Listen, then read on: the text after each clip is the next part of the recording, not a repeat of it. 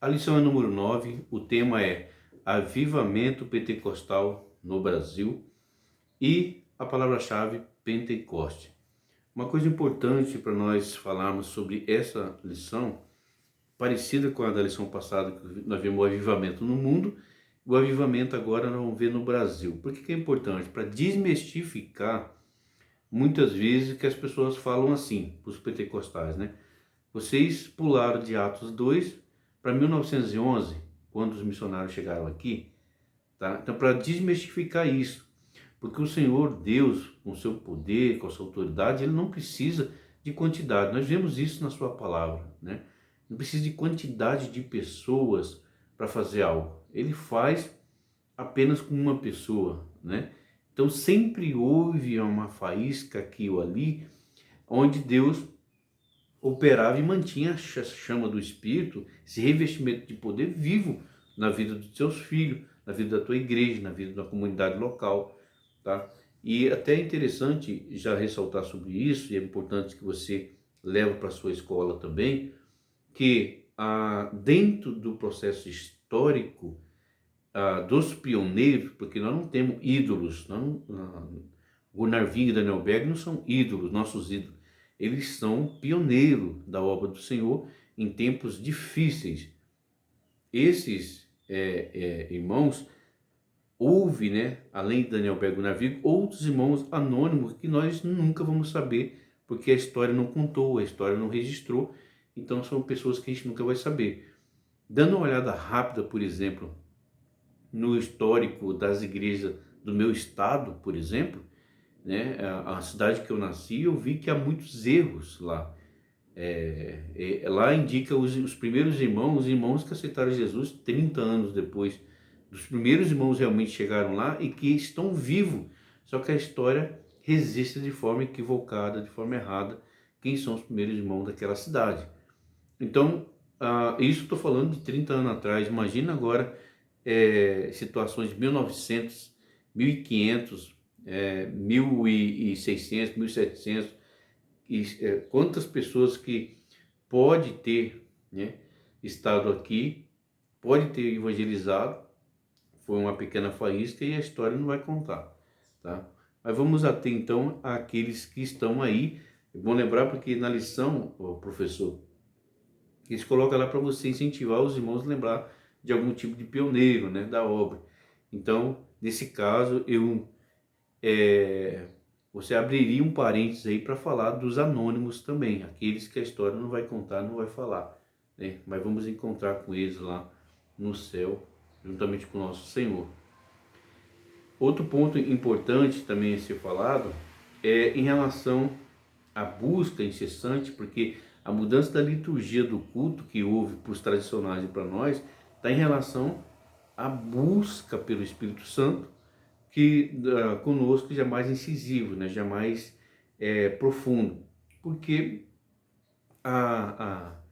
o que os irmãos faziam antigamente, que o Senhor Jesus, o dom do Espírito Santo com evidência de falar em língua, é um dom de Deus, então ele dá para quem ele quer, tá? Então, para não frustrar aqueles que inventam malabarismo, um monte de coisa para falar para você, ó, se você fizer desse jeito, você vai ser batizado. Não é assim que funciona, tá? Você precisa buscar, continuar buscando o batismo, tem que ser incentivado a isso, para receber esse revestimento de poder, porém, quando o Senhor quiser, porque é dádiva dele, ele vai te batizar, tá? Porque senão você vai ficar frustrado, tá? E vai ser aí um alvo fácil do inimigo, para ele plantar no seu coração a dúvida, tá? Então, por isso que é interessante frisar isso na sua sala de aula, na sua escola, tá? Outro ponto que eu quero destacar também é uma parte que ele coloca no livro lá, que é assim, ó, o avivamento espiritual não permite o comodismo eclesiástico, tá? O avivamento espiritual não permite o comodismo eclesiástico. O que isso quer dizer? Primeiro que nós precisamos aprender aí é que os dons espirituais não regem a igreja. O que rege a igreja são os dons ministeriais, tá? Então, comodismo, por exemplo, se a igreja não evangeliza, não tem como haver avivamento, porque o avivamento vem através da conversão e do arrependimento. né? Então, se não evangeliza, não tem conversão, não tem arrependimento, não há avivamento, tá? Aquilo que a gente acha que juntando um monte de gente, fazendo um monte de barulho, é avivamento, não é, tá? Avivamento é conversão de almas e arrependimento. Outro ponto também que ele coloca aqui é que tem uma parte interessante que eu destaquei aqui para colocar. Ele colocou lá no livro que o revestimento de poder do alto vai causar a primazia do crescimento. Se você for ver os dados das igrejas pentecostais, elas são 10 vezes maiores que as igrejas tradicionais, né? Então, assim, não é por acaso isso, tá? Não é mérito de homem algum, isso é mérito do Espírito Santo, tá? Tem uma parte que ele fala lá que acho que está uma anotação que eu fiz no outro papel. Lá tem uma situação bem interessante que eu anotei e quero compartilhar com vocês, tá?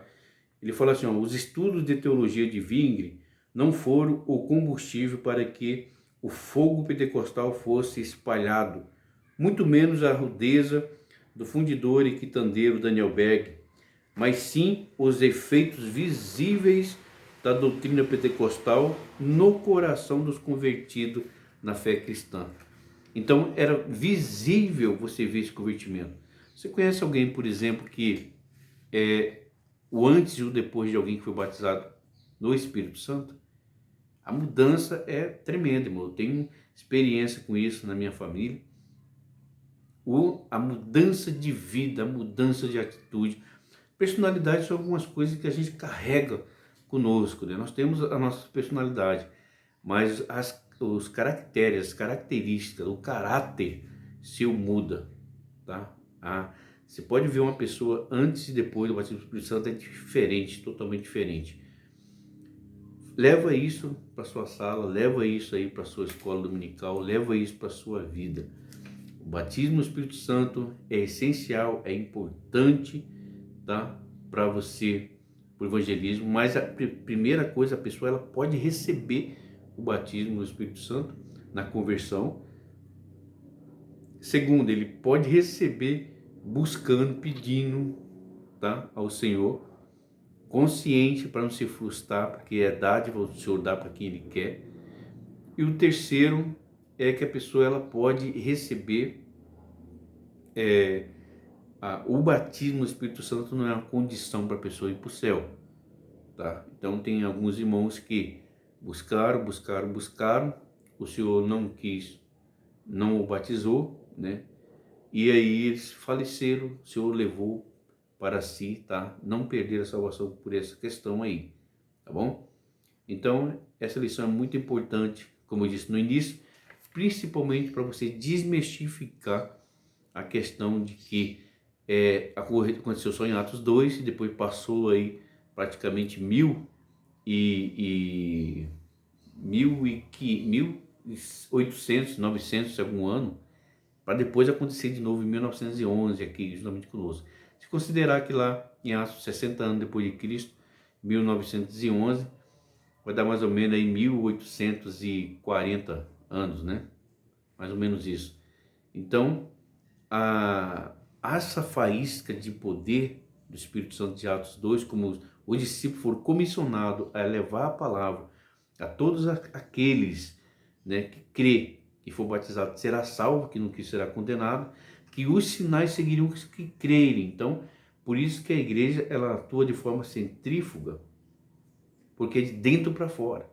Nós não corremos atrás de onde há alguém que ora e Deus responde. Nós oramos e Deus responde. Então é centrífuga, é de dentro para fora, né? E os sinais seguirão os que crêem.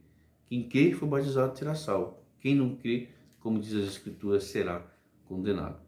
Que Deus abençoe sua vida, que Deus abençoe a sua família, a sua congregação. Em tempos difíceis, continue orando, fazendo propósitos, jejuando, consagrando, orando pela Igreja Nacional, pela Igreja Mundial e também pela Igreja local aí na sua região.